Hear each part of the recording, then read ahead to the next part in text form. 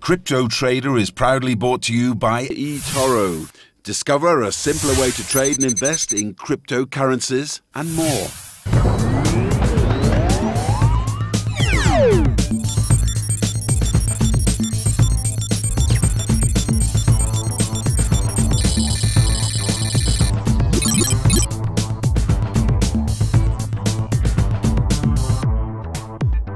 Coverage of a Satoshi Roundtable in Mexico is brought to you in part by TokenSoft. This week's edition of Crypto Trader comes to you from an undisclosed location here on the coast of Mexico. We're attending an unconference hosting some of the biggest names in crypto. And whereas TV coverage of this conference is strictly prohibited, we're going to be talking to some of the biggest headliners here in crypto. But first, let's take a look at this week's news headlines. Binance accepts credit cards for crypto purchases. Van Eck refiles for a Bitcoin ETF. $190 million lawsuit against Quadriga X. Casper Labs announces its launch, but is Vlad leaving Ethereum? And a big bull run is happening in crypto, this time in securities tokens. Those are the headlines. I'm Crypto Man Ran, and you're watching Crypto Trader on the only channel that's all in on crypto, and that is CNBC.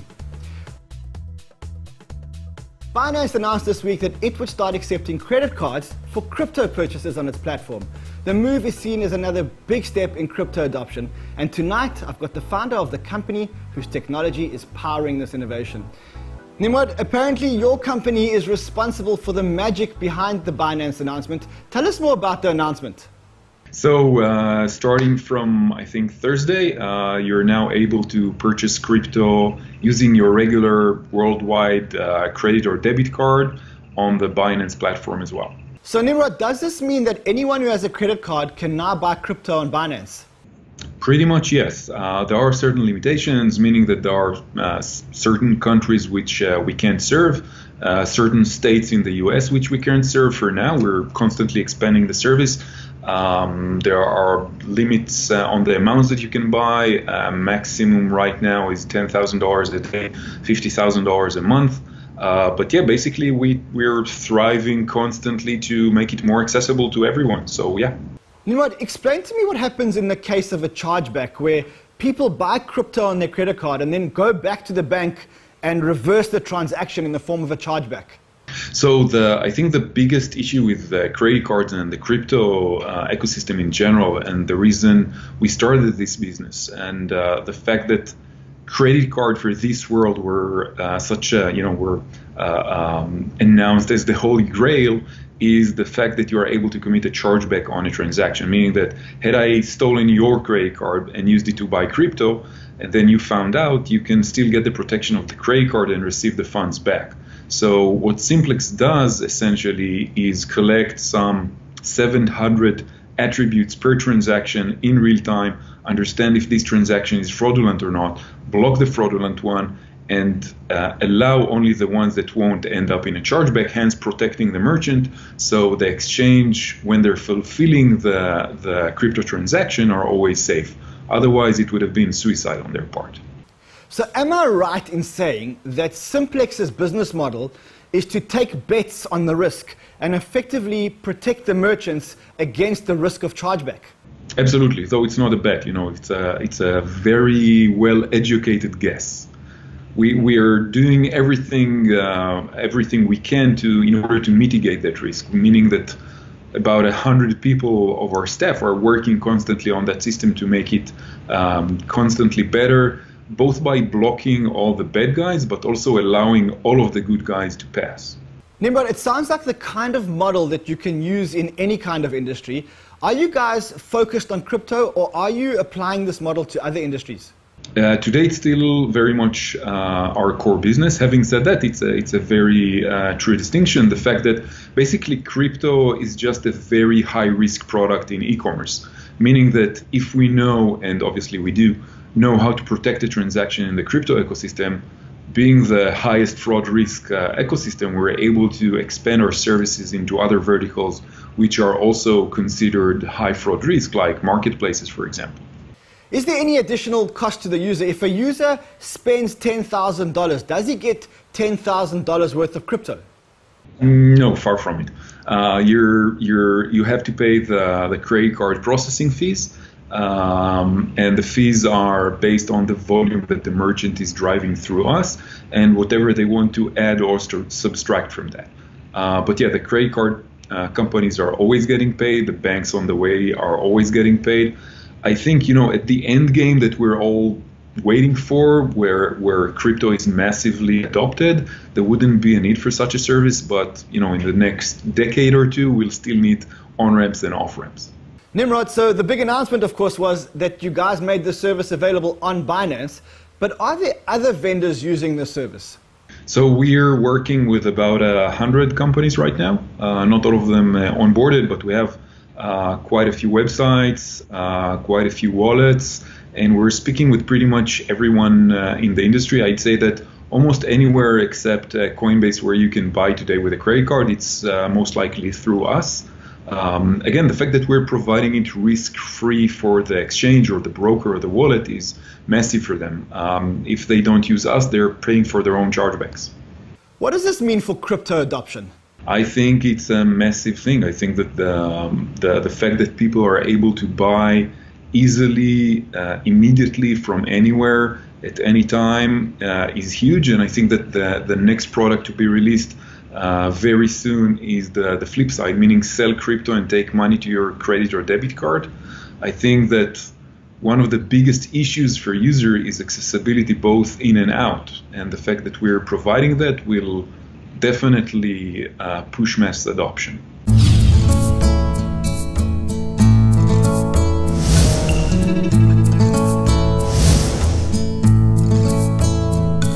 So after 3 days at the Unconference, I've managed to catch up with Saifedean Ammous, who wrote the book called The Bitcoin Standard. Saifedean, welcome back to Crypto Trader.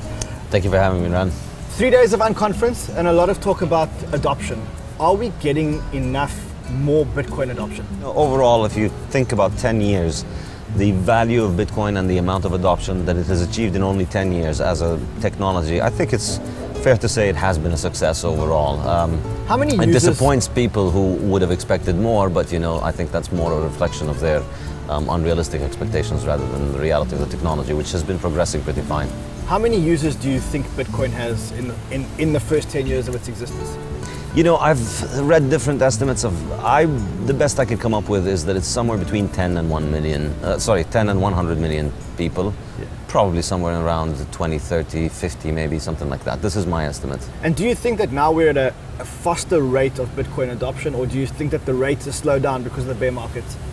Yeah, obviously there's a cyclical nature to it, which I think is reflected in various metrics. You can see it in price, but also in the number of transactions and in the transaction fees. So definitely now is a period of decline, but Bitcoin has had many of these before. The only way to understand Bitcoin is that it is an alternative to central banks. That's what it does functionally. And essentially it's the only working alternative to central banks. So as long as people are governments impose a physical monopoly on central banking and on using their banking systems, and that's essentially what drives demand for them. But that allows them to, in many cases, in many places in the world, abuse that monopoly, and that offers people an incentive to move to alternatives, and Bitcoin is one of the most effective alternatives, the only new technological alternative that is easy to transport around the world. As long as banking continues to be a political issue, and as long as countries continue to face political sanctions, you would expect the demand for Bitcoin to continue. If you witness improvements in those things, fewer episodes of hyperinflation and high inflation around the world, you would expect the demand for Bitcoin would likely subside and decline. But that's highly unlikely. Now, before I let you go, there was a big discussion here around what happens after 21 million coins, and the mining incentive is no longer around. Some people claiming that people wouldn't want to pay transaction fees after that, and effectively the network would fall over. What's your counter argument? I mean, I think, if people didn't want to pay transaction fees, it's an entirely possible scenario, but it's no different than the scenario which exists today, which is that people choose to not hold Bitcoin, and then the price of Bitcoin collapses to the point where mining stops being profitable and the network becomes cheap to attack. So whether that's going to kill Bitcoin or not, is an empirical question. Bitcoin has survived without one of these attacks for 10 years. It's worth saying, as we've seen with many other blockchains, that one of these 51% attacks, as they're called, is not exactly fatal, because we've seen it happen to some coins that have still survived it. So I think the threat can be slightly exaggerated in a sense. The key point that people miss in this discussion is that the demand for Bitcoin currently is being financing the inflation. So people who are holding Bitcoin are essentially paying for the mining. It's a marketing subsidy. The mining reward is a marketing subsidy. Exactly. Through the mining subsidy, devaluing their own currencies. So it's a form of inflation that is now at around 4%. The money supply is increasing at around 4% per year. And that's essentially, of course, bringing down the value of the existing coins because it's increasing the supply. So if demand for Bitcoin is still objectively on the market larger than that subsidy, than that inflation rate, than that increase in the supply, then the price of Bitcoin continues to rise. The price of Bitcoin remains high enough to continue to secure the network.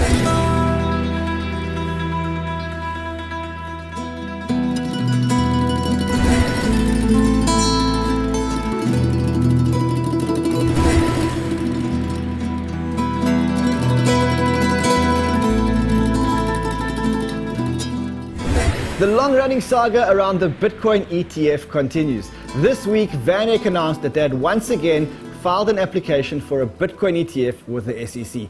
Joining me to discuss the refiling is Gabor Gorbach from New York City. Gabor, your CEO announced last week on CNBC that you guys were withdrawing your application for an ETF because of the government shutdown. And then 2 days later, Trump ended the government shutdown. Do you think that you were premature to withdraw the ETF? Well, Ran, no. First of all, thanks for having me back. And second, we had no idea how long the government shutdown would last. Like we're something like 34, 35 days in, and we withdrew our application because we didn't want to slip through the cracks, and in a potentially few months long government shutdown. So I think we did the right thing. Gabor, was there still a lot of work to be done by you and the SEC around the previous ETF?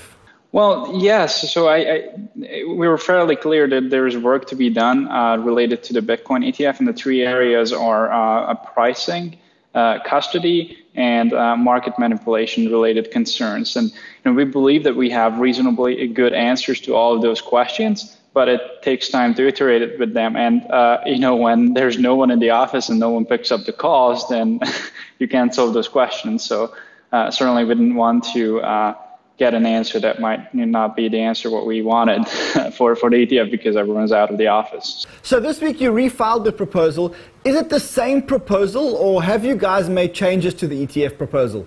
So, Ren, it is the SIBO has filed a rule change, so basically an application for the Van Eck Solid-X Trust, and there are some changes on it. We have incorporated changes to the proposal based on regulatory feedback and based on feedback from market participants that we got, and some of those changes are related to basically analogous markets, so like the gold and commodity markets and some of the shipping markets, freight shipping markets out there, and so we have presented some scenarios where the SEC approved an ETF which had less transparency to the market, where pricing in those markets were not as built out as Bitcoin, and the custody of the underlying assets were also not as built out. So that's we added some of those precedents, and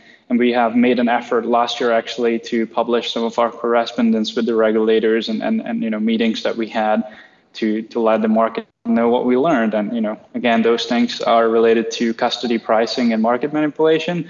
And we just added those. Actually, something like 30 extra pages are added. It's hardcore analysis on why Bitcoin is ready for an ETF. So do you think that in a way this could have been a blessing, giving you an opportunity to refine your proposal? Yes, I believe this proposal is much stronger than sort of the previous one. We just formally incorporated the answers. We spent over 1.5 years, 2 years educating the SEC and other regulators on this pricing, custody, and market manipulation concerns and the appropriate answers to that. But now it's formally part of the proposal, so it might help. I don't know if the shutdown was a blessing or not.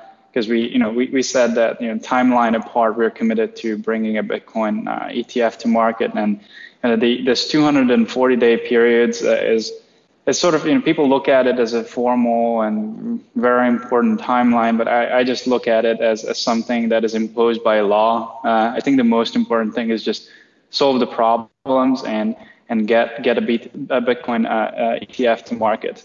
Because if you think about it, I do not believe that Bitcoin can be accepted as a store of value or like a mean of transfer long term if the financial system doesn't accept it. So Bitcoin does need an ETF to get the sort of like the stamp of approval from institutional investors. If you look at the markets, for instance, there's the Quadriga hack and all these hacks and exchange runs and things like that. And so institutional investors do not feel comfortable engaging if there is not better vehicles and assurances in the market. And today there's just not. So we are trying to kind of bring Bitcoin into the financial system a little bit better than most other people did. I caught up with Brian Kelly about his thoughts around the Bitcoin ETF. Let's take a listen to what he had to say. So Brian, when I spoke to you before Van Eck withdrew its ETF, you said to me, we're not going to get an ETF until at least 2020. Yes. And then they withdrew the ETF, and now they've refiled, and the SEC has 240 working days, which means that 2020 is the earliest we could get an ETF.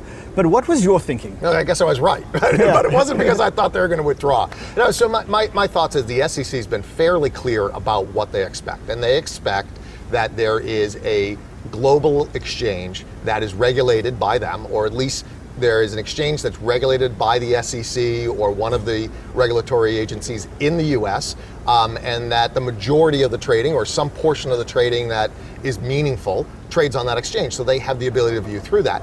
We don't have the exchange infrastructure for that yet. So when you look at a Coinbase, I mean, Coinbase is pretty much regulated and it's probably the biggest exchange in the USA. Mm-hmm. Is that not good enough for them?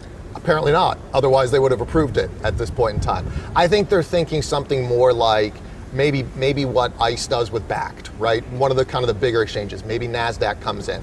But to date, nobody of that kind of level has traded spot Bitcoin yet. Do we need an ETF?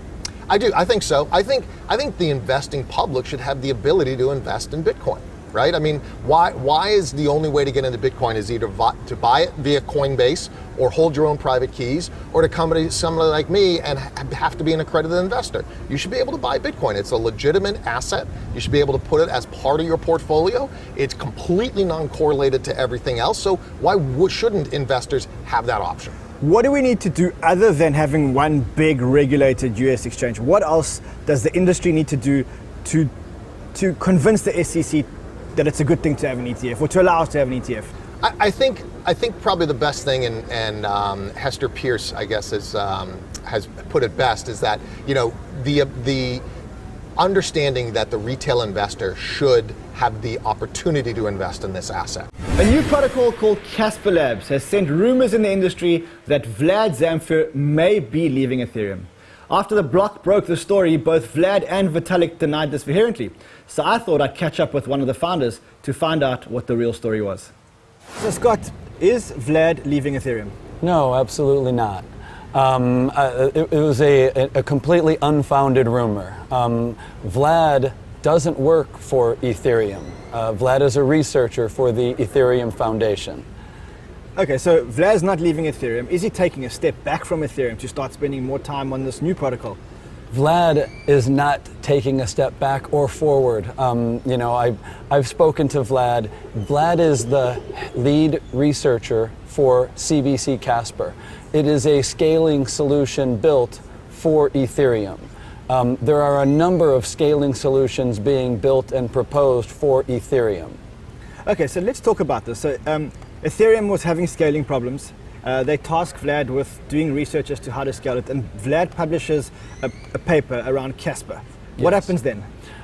So this is where we kind of began to get enthused and excited about this process.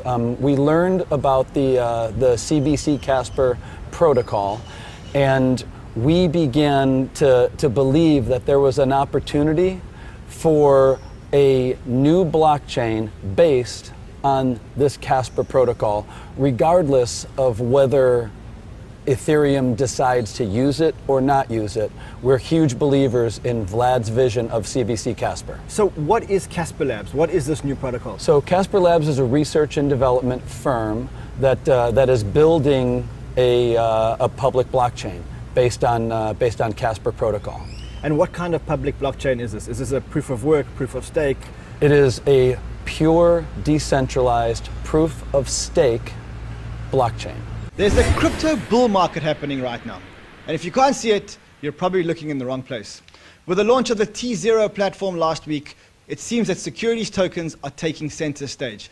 Today, talking about securities tokens, I've got Trevor Kaverko from Polymath, and I've got Ran Neu-Ner from Tokensoft. Now, are we talking about the securities revolution happening soon? So I wouldn't call it a revolution. It's definitely an evolution. So there's nothing revolutionary really happening within securities yet. We're still operating within the same framework, the same laws of private placements as of right now. This is just the next evolution in taking existing private securities and Reg D offerings, bringing them onto blockchain and leveraging smart contracts to make them smarter and more trackable, traceable, and liquidity is what a lot of people tend to get hung up on. Trevor, is this a revolution or an evolution? I would tend to agree. I think there's a misconception, that the regulators are against security tokens or that this is some new disruptive force, but it's really just a new format. But we still think there's very important and disruptive implications for the consumer, for the investor. We're driving down the cost of transactions. We're making it easier for entrepreneurs to get liquidity on traditionally illiquid assets. So what needs to happen this year? Sean, I'm going to look at you first. Okay. What needs to happen in 2019? In 2019, what we need to see is adoption by mainstream institutional investors. But how? So there's a couple ways for institutions to get involved. One is, I think, making it easier for them to onboard.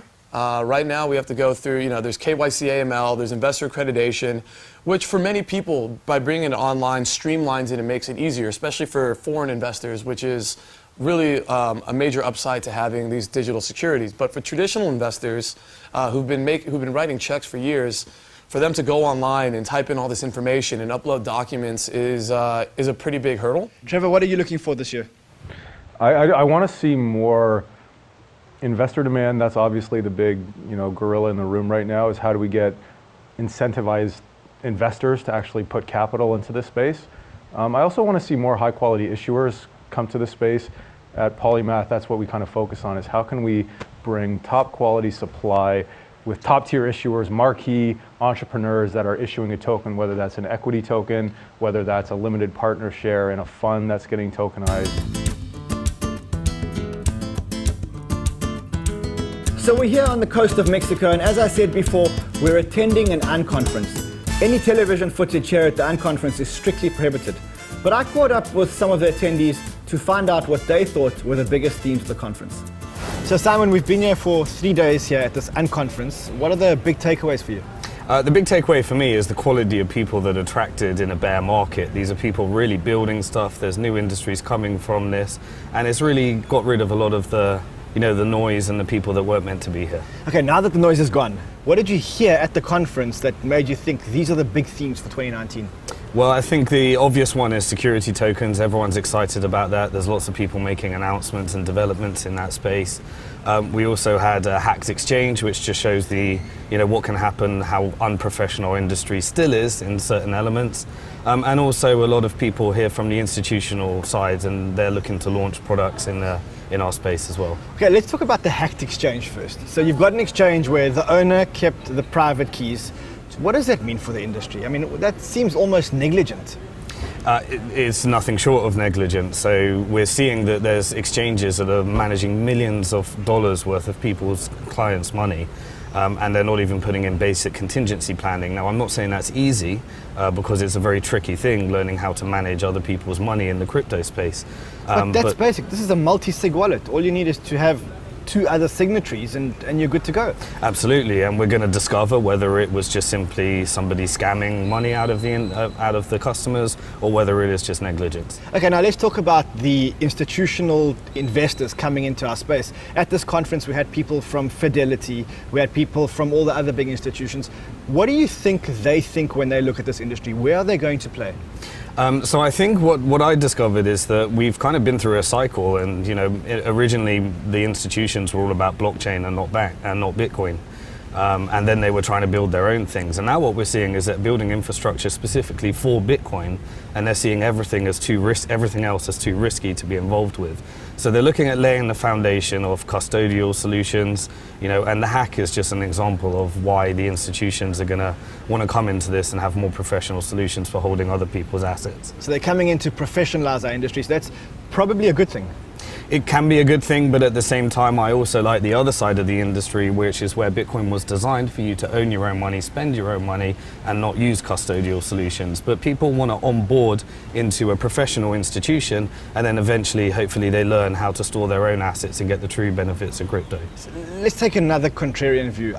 Okay, last topic before we let you go, securities tokens. Yeah. I think most the sessions here were around securities tokens. All the rooms were full when people spoke about securities tokens. Where's that going in 2019? So we're seeing launch after launch. We saw T0 here talking about their exchange and their token.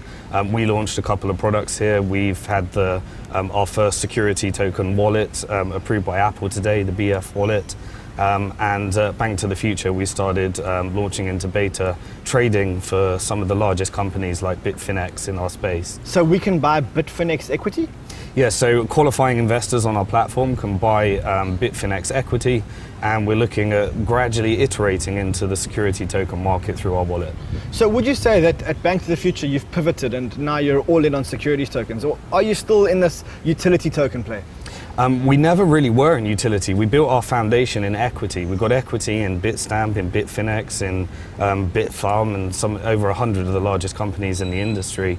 And then in 2017, we kind of got disrupted by tokens. So we had to adjust into allowing people to buy tokens in compliance with securities laws. And now we're doing everything in our centralized way. We're launching our secondary market, but at the same time, we're iterating into the securities token, giving people the choice to hold it as a token or in a centralized way as the market evolves. So that's our coverage here from the Unconference in Mexico. We couldn't take our cameras right into the conference hall, but inside the conference hall, people are building. And the big talk is all around securities tokens. Until next week, I'll be on Twitter at CryptoManRun. And if you are still trading, trade well, my friends.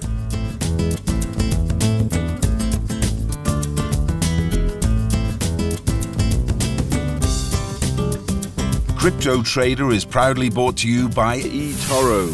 Discover a simpler way to trade and invest in cryptocurrencies and more.